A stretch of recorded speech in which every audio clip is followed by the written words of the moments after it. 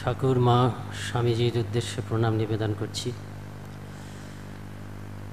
আজকের এই অধিবেশনের সভাপতি পূজনীয় গিরিশানন্দজি মহারাজজিকে প্রণাম, পূর্ববর্তী বক্তা দেবরাজানন্দজিকে প্রণাম। শ্রোতার আসনে পূজনীয় যে মহারাজরা বসে আছেন তাদেরকে প্রণাম নিবেদন করছি। অন্যান্য সন্ন্যাসী ব্রহ্মচারীদের প্রীতি নমস্কার জানাচ্ছি, ভক্তবৃন্দকেও প্রীতি নমস্কার জানাচ্ছি। গীতার আলোকে আমাদের দৈনন্দিন জীবন আমরা শুনলাম। গীতা সর্বশাস্ত্রময়ী, আর শ্রীরামকৃষ্ণ শ্রী শ্রী মা স্বামীজি গীতা সহ সর্বশাস্ত্রময়ী। প্রেমেশানন্দজি মহারাজের কাছে একজন ভক্ত, যুবক ভক্ত, সে এই প্রথম, তার আগে কথামৃত পড়েছে, কিন্তু এই প্রথম গীতা পড়ছে এবং প্রেমেশানন্দজি মহারাজের কাছে যাতায়াতেও পড়ে। উচ্ছ্বসিত হয়ে বলছেন, গীতার সঙ্গে শ্রীরামকৃষ্ণের কথার খুব মিল পাই। তখন প্রেমেশানন্দজি মহারাজ খুব সরল একটা উত্তর দিলেন, মিল তো পাবেই, কেননা যিনি গীতা বলেছেন তিনিই তো কথামৃত বলেছেন। কাজেই একই ধারায় আমাদের আলোচনা হবে ঠাকুর মা স্বামীজির ভাবে দৈনন্দিন জীবন।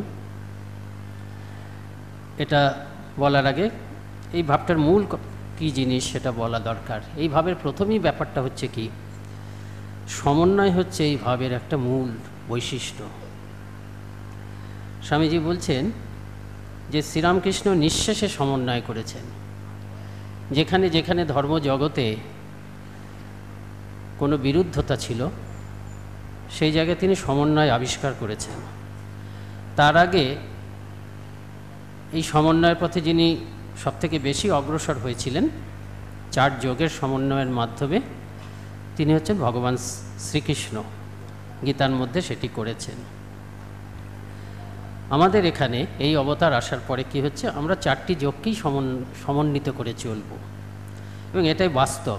বাস্তব কী অর্থে, এই যে চারটি যোগ, এটি আসলে আমাদের প্রতিটি মানুষের মধ্যে যে প্রকৃতিগত কিছু বৈশিষ্ট্য রয়েছে সেটি আধ্যাত্মিক জগতে সেগুলিরই বিস্তার। ধরুন, আমরা প্রত্যেকেই বিচার করি, প্রত্যেকেই কাউকে না কাউকে ভালোবাসি, প্রত্যেকেই কোনো না কোনো ক্ষেত্রে মনোযোগ প্রয়োগ করতে হয়। যখন আমরা কাউকে বলি অমনোযোগী, একটি ছেলের সম্বন্ধে মা হয়তো অভিযোগ করছে পড়াশোনায় অত্যন্ত অমনোযোগী, তার মানে সে পড়াশোনা ভিন্ন অন্য কোনো ব্যাপারে মনোযোগী। ক্রিকেট খেলাতে অতিরিক্ত মনোযোগী বলেই তাকে পড়াশোনাতে অমনোযোগী বলে মনে হচ্ছে। তার মানে মনোযোগ করার ইচ্ছা এবং ক্ষমতা তার মধ্যে রয়েছে। মনোযোগ আর কাজ তো আমরা সবসময়ই করছি, কথা বলছি সেও কাজ, হেঁটে যাচ্ছি সেও কাজ। কিন্তু বাস্তব জগতে আমরা যখন এই চারটি প্রকৃতির, আমাদের প্রতিটি ইন্ডিভিজুয়ালের মধ্যে যে এই চারটি প্রকৃতিগত বৈশিষ্ট্য আছে, বাস্তব জগতে কিন্তু কোনো রকম দ্বিধা না করে এটাকে আমরা মিলিয়ে মিশিয়ে চলি। কিন্তু এই দ্বিধাটা আমরা ধর্মজগতে এতদিন করে এসেছি। আমি যখন রাস্তা পার হয়ে ওপাশের দোকান থেকে মা বলেছেন বলে বাজার করতে যাচ্ছি, তখন আমি এই চারটি যোগকে, এই প্রকৃতির এই চারটি যোগের যে মূল বৈশিষ্ট্য প্রকৃতিতে আছে, সেই চারটি বৈশিষ্ট্যকে হাতিয়ার করেই কিন্তু যাচ্ছি। রাস্তা পার হওয়ার সময় বিচার করছি গাড়ি আসছে কি আসছে না, মানে চিন্তা শক্তি, বুদ্ধি শক্তিকে প্রয়োগ করছি। হেঁটে যাচ্ছি মানে কর্ম। আর আমি যে বাজার করতে যাচ্ছি, মায়ের প্রতি ভালোবাসা আছে, পরিবারের প্রতি ভালোবাসা আছে, তার জন্যই আমার উপর একটা বাধ্যবাধকতা হয়েছে, সেই জন্য আমি বাজার করতে যাচ্ছি। তারপরে হেঁটে চলে যাচ্ছি এবং জিনিস কিনে আবার ফিরছি, গোটাটাই হচ্ছে কর্ম। মনোযোগও দিচ্ছি, ওই দুপাশে বিচার করছি, তারপর মনোযোগ দিচ্ছি, জিনিসটাকে বাছছি। এই একই সঙ্গে বিচার এবং মনোযোগ দিতে হচ্ছে, এটা ভালো না ওটা ভালো। তা বাস্তব জীবনে এই চারটি প্রকৃতির গত বৈশিষ্ট্যকে আমরা সবসময় সমন্বিত করে ব্যবহার করে এসেছি, অনায়াসে, চিন্তাভাবনা না করে, কোনো বিরোধ হয়নি। কিন্তু ধর্মজীবনে, ধর্মজগতে এগুলিরই বিস্তার হচ্ছে জ্ঞানযোগ, ভক্তিযোগ, কর্মযোগ এবং ধ্যানযোগ বা রাজযোগ। এই বিভেদটা আমরা কী কারণে যেন করে ফেলেছিলাম, যার জন্য তার হয়তো ইতিহাস লেখা নেই। আধ্যাত্মিক ক্ষেত্রে আমাদের আধ্যাত্মিক শক্তি অনেক পরিমাণে অপচিত হয়েছে। ধরুন, জ্ঞানের পথে যে গেছে তার হয়তো মা দুর্গার খুব সুন্দর মূর্তি দেখে খুব ভালো লেগে গেছে।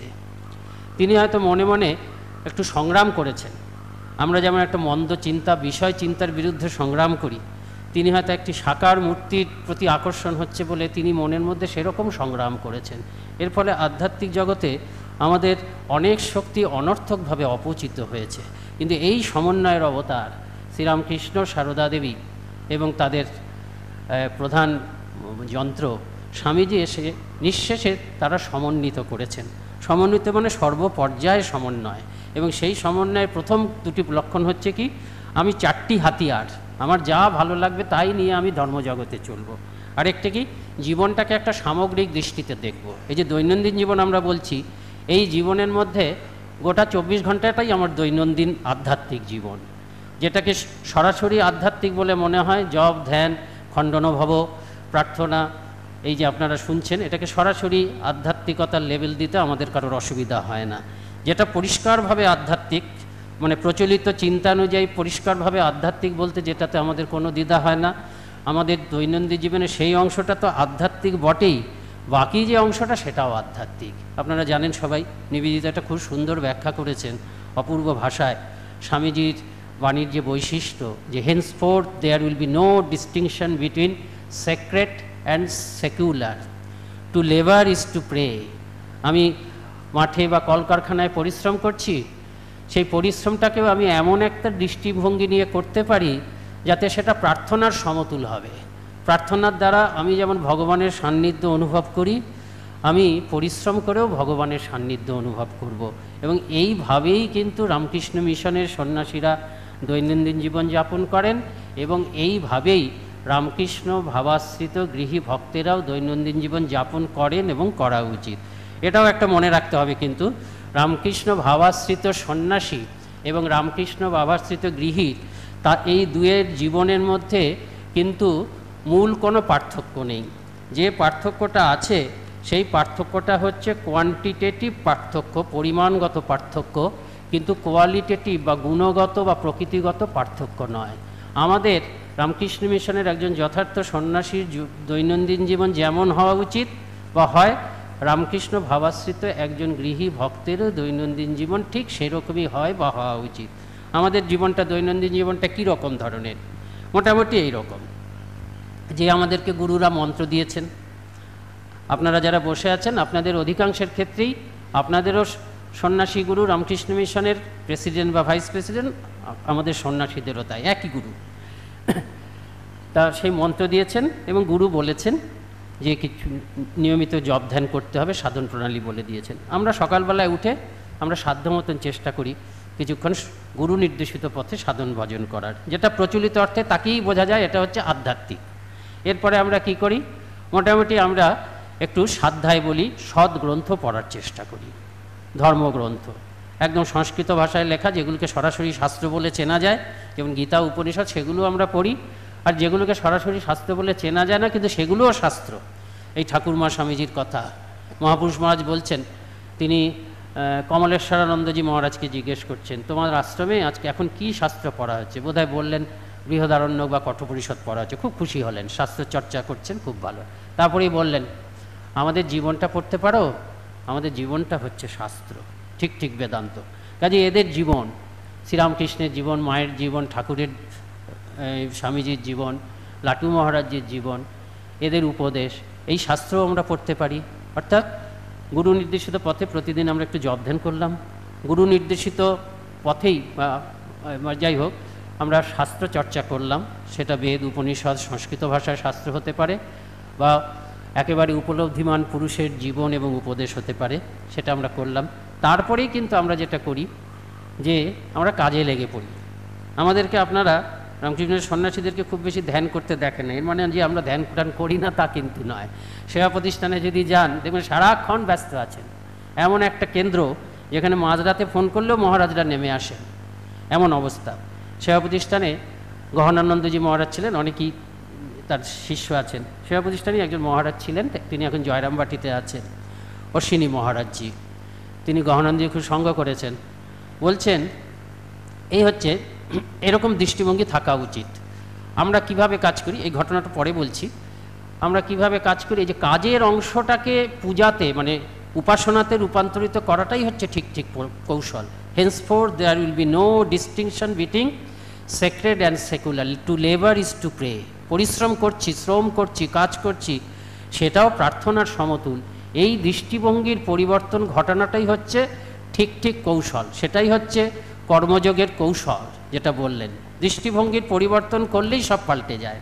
তা আমরা যে কাজ করি, আমরা প্রথম থেকে সাধু হওয়ার পর থেকে শুনছি নানা রকম কাজ, অনেক সময় যে কাজ আমাদেরকে দেওয়া হয় সেটা পছন্দ হয় না। আমাদেরকে সব সময় আমাদের গুরুজনরা এই কথা বলেন, এ তো ঠাকুরের কাজ, এই কথা বলেন, এবং এই ঠাকুরের কাজ ভেবেই সবাই করে। এবং এই কাজ করেই কিন্তু রামকৃষ্ণ মিশনের সাধুরা লক্ষ্যে পৌঁছে যাচ্ছেন।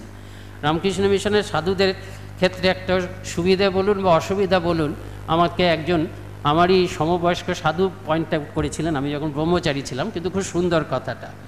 তিনি আরেকটি ব্রহ্মচারীকে বুঝিয়েছিলেন। সেই ব্রহ্মচারী এখানে সাধু হতে এসেছে, নতুন ব্রহ্মচারী সাধু হতে এসেই তার মনে হচ্ছে এরা সব ভুল পথে চলছে।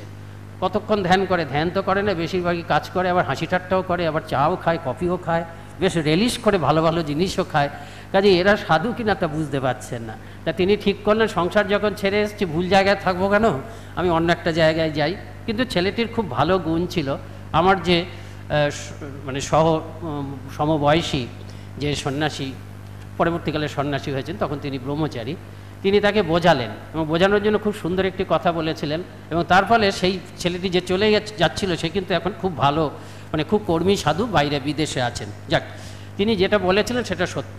সেটা কি সত্য বলে, রামকৃষ্ণ ওর ধারণা ওই ব্রহ্মচারীটির যে এখানে কোনো সিদ্ধ পুরুষ নেই, বাইরে একদম ভুরি ভুরি সিদ্ধ পুরুষ রয়েছে। বলে দেখো রামকৃষ্ণ মিশনের সাধুদের মুশকিল কী হচ্ছে জানো তো, আর সেটাও সুবিধে, এখানে যদি কেউ সিদ্ধ হয় সে বলবে না যে আমি সিদ্ধ হয়েছি।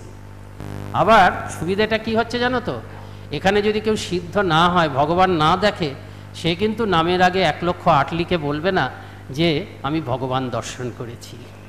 এখানে কেউ বলে না, যে আধ্যাত্মিক উপলব্ধি হলেও বলে না, আর যেটা বলে না আধ্যাত্মিক উপলব্ধি না হলে তো বলবেই না যে আমি আধ্যাত্মিক উপলব্ধি লাভ করেছি। কিন্তু বাইরে গিয়ে কিন্তু তুমি নিশ্চয়ই সিদ্ধ পুরুষ সর্বত্র আছে, শুধু রামকৃষ্ণ মিশনেই নেই। বাইরে গিয়ে কিন্তু সিদ্ধ এবং অসিদ্ধ চেনার তোমার ক্ষমতা নেই। যতদিন তুমি নিজে সিদ্ধ না হচ্ছ, যতদিন তুমি নিজে পৌঁছে না যাচ্ছ, ততদিন কে পৌঁছে গেছে তা তুমি বুঝতে পারবে না। কিন্তু সেই জন্য বিপদটা কি হচ্ছে, বহু অসিদ্ধ লোক কিন্তু তোমার সামনে সিদ্ধ হয়ে সেজে দাঁড়াবে। তুমি যখন বুঝবে যে তোমার সিদ্ধান্তটা ভুল হয়েছে, তখন কিন্তু তোমার অনেকগুলো সময় চলে যাবে। তা কিন্তু আমরা ধরে নিই যে সত্যি এটা ঠিক, কেউ বলে না ভগবান লাভ করলে। রঙ্গনাথানন্দজি মহারাজ সারা পৃথিবী কাঁপিয়েছেন, কত মানুষ তার জীবন দেখে রূপান্তরিত হয়ে গেছেন, কিন্তু কোনোদিনও বলেননি কি উপলব্ধি হয়েছে। শরীর যাওয়ার পরে দেখা গেল তার জপের মালার মধ্যে একটা কাগজ লুকিয়ে রয়েছে, এবং তাকে সবাই বৈদান্তিক সন্ন্যাসী জানে, কিন্তু যে তিনি এত মাতৃভক্ত, ওই মায়ের যে অযাচিত কৃপা পেয়েছেন সেটি ওই কাগজের মধ্যে পাওয়া গেল। ওনার সেবক ফেলে দেখলেন মলিন হয়ে গেছে, কিন্তু সেখানে মা বলছেন একটা অদ্ভুত স্বপ্ন দর্শন হয়েছে। মা তারপর বলছেন তুমি কি চাও? তখন তিনি তোমাকে যেমন দেখছি সেরকম দর্শন প্রতিদিন চাই। সেই কাগজটি তিনি যত্ন করে রেখে দিয়েছেন। এত আমাদের সংযম। ওই কথাটিও লেখেননি যে মা বললেন হ্যাঁ ঠিক তাই হবে, ওই কথাটিও লেখেননি যে মা কিন্তু কথা রেখেছেন। কিন্তু মা যখন বলেছেন, কথা দিয়েছেন, এবং তিনি যখন কাগজটি যত্ন করে রেখেছেন, তবে আমরা ধরতেই পারি যে মা সত্যি সত্যিই তাকে প্রতিদিন দর্শন দিয়েছেন। তা এই যে এরকম যারা পৌঁছে যাওয়া লোক, গহনানন্দজি মহারাজ শেষকালে তিনি মন্দিরে আসতেন না। তা সেবকরা বলতেন মন্দিরে আসতে, সেবকরা বলতেন কেন মন্দিরে আসতে বলতেন, তার একটু এক্সারসাইজ হতে পারে, কারণ এক্সারসাইজটা একটু দরকার ছিল, ডাক্তার বলেছে। তা সেবক বলছেন যে মহারাজ আপনি প্রেসিডেন্ট, সবাই মন্দিরে যায়, আর প্রেসিডেন্ট হয়ে আপনি মন্দিরে যাচ্ছেন না, লোকে তো নিন্দে করবে। তো 2-3 দিন বলেছেন, কিছু কথা বলেননি। তারপর এরকম যখন বারবার বলছেন, তখন একদিন বলছেন আমার ঠাকুরকে দর্শন করতে যেতে হয় না, ঠাকুর আমাকে এসে দর্শন দেয়। তো এরকম যারা পৌঁছে যাওয়া লোক, ছিটে ফোটা কখনো হঠাৎ হঠাৎ মুখ দিয়ে বেরিয়ে পড়েছে, তাদের যদি আমরা জীবনটা দেখি, তারা কিন্তু এই কাজটি সম্পন্ন করেছেন। কর্মের অংশটাকে তারা পূজাতে রূপান্তরিত করেছেন। এবং এই যে গীতার আলোকে দৈনন্দিন জীবন, নতুন কথা স্বামীজি বলেননি, নিবেদিতা খুব সুন্দর ভূমিকাতে কেউ একটা পাজল করে বলছেন যে স্বামীজি কি নতুন কথা বললেন কিছু? যদি নতুন কথা বলতেন তবে স্বামীজিকে আমরা গুরুত্ব দিতাম না, কেন নতুন জিনিসটা সনাতন হয় না। তারপরে আবার আরেকটা প্রশ্ন করছেন, তবে কি স্বামীজি একেবারে নতুন কিছুই বলেননি? না, সেটাও বলা যাবে না। তিনি যেভাবে পরিবেশন করলেন, তিনি যেভাবে হিন্দু ধর্মের গভীর অরণ্যে প্রবেশের রাস্তা করে দিলেন, সেটি হচ্ছে তার নতুনত্ব। তা যাই হোক, গীতাতে তুরীয়ানন্দজি মহারাজ তার পত্রাবলিতে এটা খুব বেশি করে উল্লেখ করেছেন। এই যে মানে কাজের মাধ্যমে যে পূজা করা যায় সেটা কি পরিষ্কারভাবে বলছেন, যত প্রবৃত্তি ভূতানাম, 18 অধ্যায় 46 বা 47 নম্বর শ্লোক, এরকম শেষের দিকে আছে, এই মাঝামাঝি জায়গায় আছে। যত প্রবৃত্তি ভূতানাম এন সর্বমিদম ততম সকর্মণা তম অর্ভচ্চ সিদ্ধিং বিন্দতি মানব। নিজের কাজের দ্বারা তাকে উপাসনা করা যায়, এবং এই উপাসনা করে আগে আগে মানুষরা সিদ্ধি লাভ করেছে, এটা একটা নিয়ম।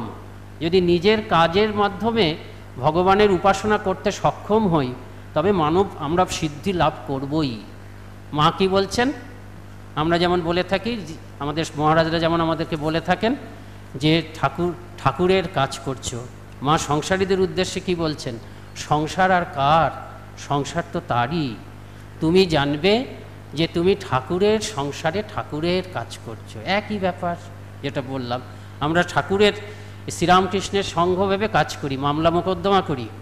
যে ক্যাশিয়ার, ঠাকুর তো টাকা ছুলে হাত মেঁকে যেত, যে ক্যাশিয়ার সারাদিন টাকাই ছুটছে, টাকা ছুটছে বলে কি সে প্রতিদিন ক্রমশ শ্রীরামকৃষ্ণের কাছ থেকে দূরে দূরে দূরে দূরে সরে যাচ্ছে? ওই টাকা ছুঁয়েই তিনি কিন্তু ভগবান লাভ করছেন। তারপর গণানন্দজি কথা যেটা বলতে গেছিলাম, অশ্বিনী মহারাজের কথা বলে বলছেন 24 ঘন্টা, রাত্রিবেলায় তো সারাদিন তো পরিশ্রম করছেন। যে আমাদের ফোন যে কোনো সময় এমার্জেন্সি ফোন আসে, আমাদের ঘরে যে ফোন আছে ঘুমের ঘরে ধরতে দেরি হয়, কিন্তু গহনানন্দজি মহারাজের ঘরে ফোন 2-3 বার বাজলেই তিনি ধরছেন, মানে সব সময় অ্যালার্ট। কি করে সম্ভব? ঠাকুরের কাজ। আরেকটি কথা তিনি বলতেন, এগুলো সাধুদের উদাহরণ মানে এই নয় যে শুধু সাধুদের জন্য, আপনারা বুঝতেই পারছেন এটা আমার এই দৃষ্টিভঙ্গির পরিবর্তন। দয়ানন্দজি মহারাজের কথা বলছেন, ওনার কাছ থেকেই শোনা।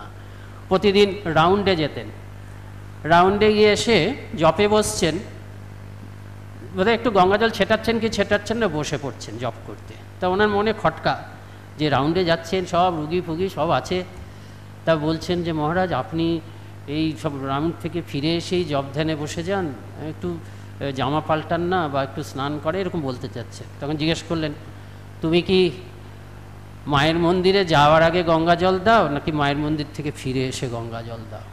বলছি মনে মায়ের মন্দিরে যাওয়ার আগে গঙ্গা জল দিই। বলে এটাও তাই, মন্দির ওই যে তুমি দেখছো যে রুগীদের কক্ষগুলো, ওখানে রুগী নারায়ণরা আছে। এই এত কথা বলেননি, কিন্তু তাৎপর্যটা তাই। ওই রোগী নারায়ণরা আছে বলেন গোটা হাসপাতালটা মন্দির, কোথায় অশুদ্ধ, এরকম দৃষ্টিভঙ্গি। এই দৃষ্টিভঙ্গি তারা করতে পেরেছেন। যার ফলে কি হয়েছে, নিরবচ্ছিন্ন ভগবান চিন্তা না করলে কিন্তু হবে না ভগবান লাভ। দৈনন্দিন জীবনের 24টি ঘন্টাই আমার ভগবত চিন্তায় অতিবাহিত করতে হবে, তবে ভগবান বাস্তবভাবে জীবন্ত হবে। এরা করেছেন, ওই কর্মের অংশটাকেও ভগবানের আরাধনায় রূপান্তরিত করেছেন। এই জিনিসটাই করতে হবে। শুদ্ধানন্দজি মহারাজ তিনি পূজা করতেন, কালী পূজাতে রাত জাগতেন, তিনিই আবার ওই উদ্বোধনের সম্পাদক ছিলেন। কত কষ্ট করে শুদ্ধানন্দ মহারাজ, সেই সময় কত কষ্ট, তাকেই লেখা জোগাড় করতে হচ্ছে, তাকেই দাঁড়িয়ে দাঁড়িয়ে কম্পোজ করতে হচ্ছে, তাকেই বিক্রি করতে হচ্ছে। ত্রিগুণাতীতানন্দজিও সেরকম করেছেন। তা শুদ্ধানন্দজি পরবর্তীকালে বলতেন, রাত জেগে কালী পুজো করে যে আনন্দ পাই, এই রাত জেগে দাঁড়িয়ে দাঁড়িয়ে যে কম্পোজ করি, প্রুফ দেখি, তাতে ঠিক একই আনন্দ পাই। সত্যি সত্যি রূপান্তরিত করা সম্ভব। রামকৃষ্ণ মিশনের সাধুরা সেটা করেন, তার জন্য তারা এগিয়ে যান। এবং যারা দীক্ষা দিচ্ছেন তারা বাহাদুরি কাঠ হয়ে গেছেন, কাজে আমরা ধরতে পারি। তারা বলেন না সব সময় যে ভগবান লাভ করেছি, কিন্তু তাদের শক্তি দেখে আমরা বুঝতে পারি যে তারা এই কর্মের অংশটাকেও, পূজার অংশটা তো পূজাই, সেটাকে প্রার্থনা, পূজা, সাধুসঙ্গ সেসব তো তারা করেছেন, সদ্গ্রন্থ পাঠ সেটা তো তারা করেইছেন, কিন্তু কর্মের অংশটা যেটা তাদের দিনের মধ্যে বেশি অংশ, সেটিকেও তারা কিন্তু যথার্থ পূজায় রূপান্তরিত করেছেন, যার ফলে তারা সিদ্ধ হয়ে গেছেন। এটাই করতে হবে। যদি আমাদের তো কাজ করতেই হবে, ধরুন আপনাকে রান্না করতেই হবে, সেই রান্না করাটা আপনাকে 5 ঘন্টা রান্না করে গলদঘর্ম হতেই হবে। আপনি যদি মনকে বুঝিয়ে দেন, আমাদের ভাবটা কি সব ভগবান, স্বামীজি সেটাকেই বলছেন প্র্যাকটিক্যাল বেদান্ত।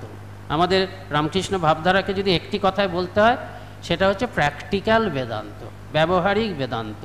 উপনিষদের ঋষিরা যে বেদান্তের সর্বভূতে ব্রহ্ম দর্শন করেছেন, শঙ্করাচার্য প্রভৃতিরা সন্ন্যাসী হয়ে গিরি গুহায় গিয়ে যে ব্রহ্ম ধ্যান করেছেন, স্বামীজি বললেন সেই ব্রহ্মবিদ্যা সাধুদের বা তপস্বীদের একচেটিয়া অধিকার থেকে টেনে নিয়ে গিয়ে সকলের ঘরে ঘরে ছড়িয়ে দেব। এই বিদ্যা এত বড় বিদ্যা যে যেখানে যেভাবেই ব্যবহৃত হোক না কেন, আংশিক ব্যবহৃত হলেও এর দ্বারা কল্যাণ ছাড়া কিছু হবে না। আংশিক ব্যবহৃত হলে কি হবে? মানুষ খুব উদ্দীপনা অনুভব করবে, খুব শক্তি অনুভব করবে, তার ফলে একজন কেরানি আরও ভালো কেরানি হবে, একজন জেলে আরও ভালো জেলে হবে, শিক্ষক আরও ভালো শিক্ষক হবে। আর যদি গোটাটা করতে পারেন, ধীরে ধীরে এগোতে এগোতে বেদান্ত হচ্ছে সর্বার্থ সাধক। যদি পরিপূর্ণভাবে ব্যবহার করতে পারে, তবে যে কোনো ভক্ত বা যে কোনো সন্ন্যাসী একেবারে ভগবান লাভ করে যাবে। তা এর মানেটা কি? স্বামীজি বলছেন জগৎকে দিব্যায়িত করো। তুমি চারপাশে তাকিয়ে মানুষ, পশু এসব দেখেছো, এগুলো ভুল দেখেছো। এখন মানুষ পশু এসব দেখার আগে, টেবিলটা দেখার আগে, লন্ডনে 4টে বক্তৃতা দিচ্ছেন স্বামীজি, তার মধ্যে বলছেন টেবিলটা দেখার আগে, মানুষকে দেখার আগে, পশুকে দেখার আগে প্রথমে তুমি জেনে নাও যে এরা সবাই ভগবান, তারপরে মানুষ হিসাবে ব্যবহার করো, পশু হিসাবে ব্যবহার করো। যে দেবতার যে উপকরণ দিয়ে পুজো করতে হয় তাই পুজো করতে হয়, সেইভাবে তুমি করো, কিন্তু ভগবান দেখো। তার মানে কি? আমাকে যেন একটা কেউ সমুদ্রের মধ্যে ডুবিয়ে রেখেছে, সেটা হচ্ছে ভগবৎ সমুদ্র, আমার চারপাশে ভগবান। স্বামীজি বলছেন যে অন্যকে ভগবান দৃষ্টিতে দেখে ব্যবহার করে তার সঙ্গে আচরণটাকে নিয়ন্ত্রিত করে তোমার নিজের ভগবানকে জাগাতে হবে। এবং সেই জন্য স্বামীজি একটা কথা বলছেন, সকলের সঙ্গে একত্ব অনুভব করতে হবে। এটাই হচ্ছে উপনিষদের শেষ উপলব্ধি, তো যে সবাই আমরা এক। এই একত্বটা জড়বুদ্ধিতে এক নয়, নিউটন প্রোটন এইসব জড়বুদ্ধিতে এক নয়, চৈতন্যের বুদ্ধিতে এক। আমি দেবতা, অন্যেরা কি মানুষ নাকি? অন্যেরাও দেবতা। এই দেবতায় দেবতায় যে একত্ব হলো, তার মানে কি হলো? এর ফলশ্রুতিটা কি হলো?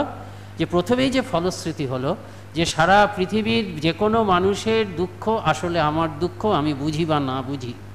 সারা পৃথিবীর যে কোনো মানুষের সুখ বা আনন্দ বা হাসি আসলে আমার আনন্দ হাসি, আমি বুঝি বা না বুঝি, অর্থাৎ ভালোবাসা। যার জন্য স্বামীজি একটা কথা বলছেন যে ভালোবাসাই বেদান্ত, লাভ ইজ বেদান্ত। এতদিন বলা হয়তো ডিসক্রিমিনেশন, বুদ্ধি, এগুলো বেদান্ত। স্বামীজি বলছে intelligence is sweeper, not more than that.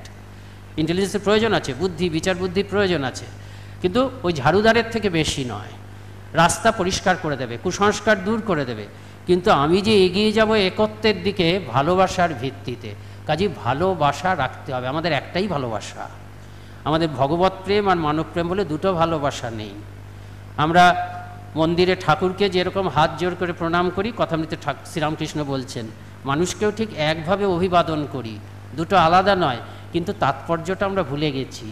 মন্দিরে যে ভগবান, সেই ভগবানই মানুষ রূপে। স্বামীজির জন্য অপেক্ষা করতে হলো, ঠাকুরের জন্য অপেক্ষা করতে হলো, প্রায় ভুলে গেছিলাম।